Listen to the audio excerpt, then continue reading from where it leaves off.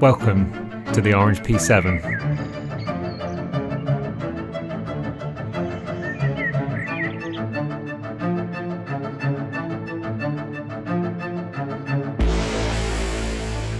This is a 1997 model Orange P7 mountain bike.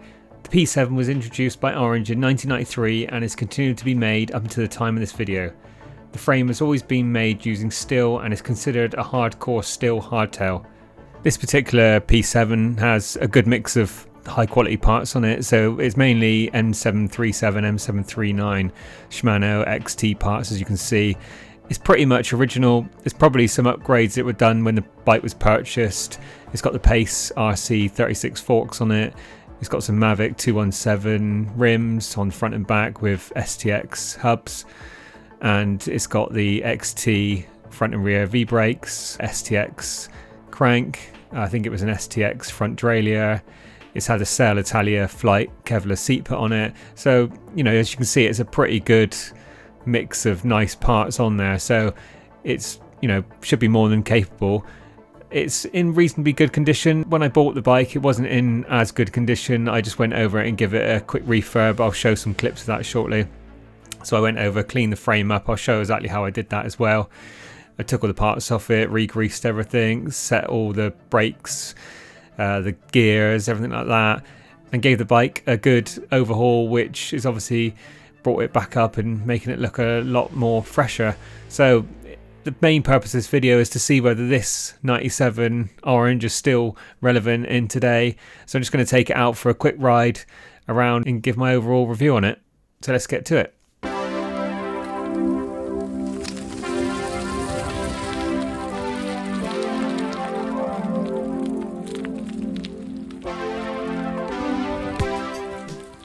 So at this point I'm out on the bike.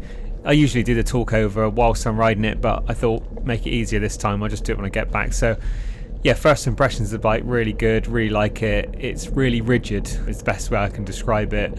Now, I know the forks obviously give you a certain amount of suspension, but I mean the bike as a whole feels really stiff, which some bikes, you know, you feel a bit more flex on it, whereas this feels really hard, obviously because it's a steel frame. I'm presuming that's, you know, the reason behind it.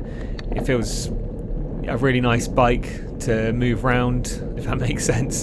Sounds a bit weird, but yeah, moving it around, you know, changing direction, it feels really good. So yeah, first impressions, really like it. Now I've taken it out and it's quite a sort of boggy day, so I'm just going through the lanes here near where I live. I didn't actually go off any major off-roading or anything like that, but you know, I think with a lot of retro bikes now, yes, you can still go off-roading, you know, there's no issues, but on the whole, I think most of them, especially a bike like this sort of riding is perfect for it. Leisurely sort of back road riding, a little bit of off-road, light off-road. I wouldn't do anything extremes. You know, you've got the forks that are on here, which are, you know, they haven't got a hell of a lot of suspension travel on it compared to today's standards. Not that you necessarily need loads of suspension, but the quality of them, it's nothing compared to a lot of the modern forks. Even I think back in the day, compared to something like a Marzocchi Z1, which I think is probably one of the best forks of this age, around 97, something like that. You obviously had the RockShox Sid that came out in 98, which was a good fork but very flexible.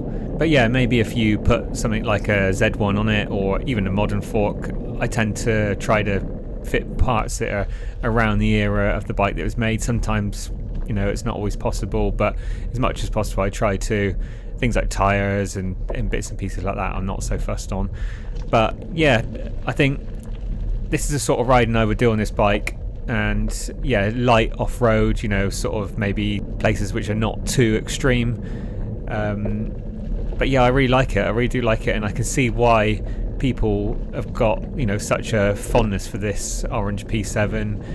I think this is why they've been making it so long, and they still make it up until the time this video is made.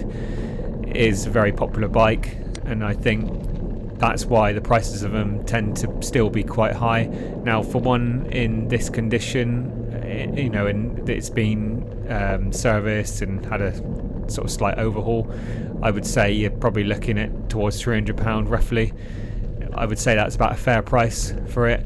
You can get ones that are cheaper with lower spec, but this one's obviously got all the XT parts on it. It's got the pace forks. Quite often you'll find this era P7 which has just got the rigid forks. So this one is obviously got the upgraded pace forks and the XT bits, as I keep saying. So yeah, it's an ideal bike to just get on and go out and have fun and, you know, enjoy the retro ride. It's one of the nicest bikes I've ridden for a while, retro wise. It really is a good bike to ride.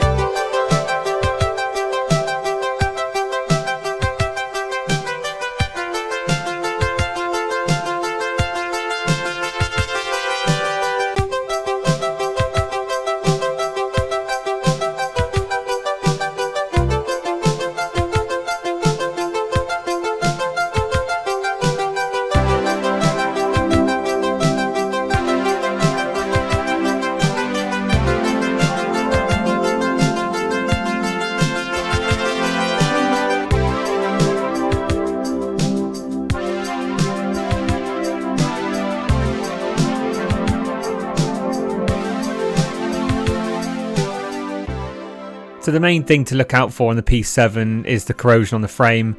Now I haven't seen one that's really bad. This one wasn't too bad. It just had sort of pitting all over the frame in various locations. Nothing that was too extreme though.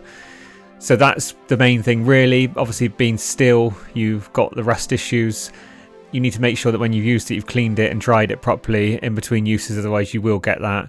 It's an old 97 bike, so chances are you're going to get bits on it. It's inevitable. But yeah, I'll show you the process of what I did to improve the look of the frame.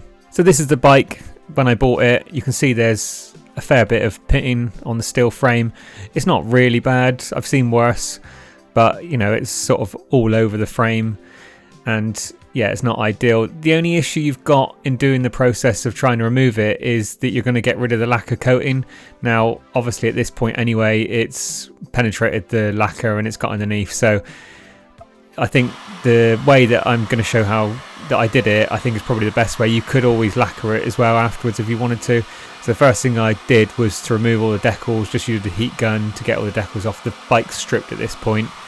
And yeah, it's all ready to do the refurb on the frame, so I will be replacing all the decals.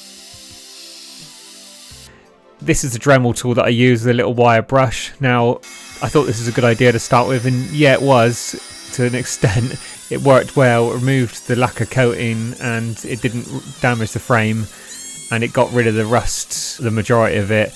But the only problem is it's quite tedious. If you went over the whole frame with this, it'd be a nightmare. But it's good for all the small little crevices, corners, edges, everything like that. And you can see I've just gone over it with the polisher with some metal polish just on the area just to see what it'd come up with. And now this is another method that I used, which was really good actually. I got a drill bit, covered it in some wire wool with a drill, and just went over and removed the lacquer surface on the tubes, and this worked really well. This is what I went to and I used to do the whole frame, and then I just used the Dremel to go over the little bits. And like I say, ideally if you wanted to cover it with some sort of coating, you could either lacquer it or maybe use some sort of ceramic coating to help protect it. But I think as long as you clean it after you've used it and dry it properly, you shouldn't have any issues. And you can see it looks really good with the new decals, and yeah, I'm really happy with it. So that's just a little tip to use if you do have a P7 and you want to know how to refurb it, make it look a little bit better. Now, you know, it's not perfect, but it looks a hell of a lot better than what it did before. And yeah, I'm really happy with how it came out, really happy with the bike. Definitely recommend if someone's looking at a late 90s bike potentially for a retro bike. Most people that go for the P7 either had one when they were younger or wanted one when they were younger, and yeah, I definitely recommend it. Thanks for taking the time to watch the video, it's really appreciated. Please like and subscribe, and we'll see you in the next one.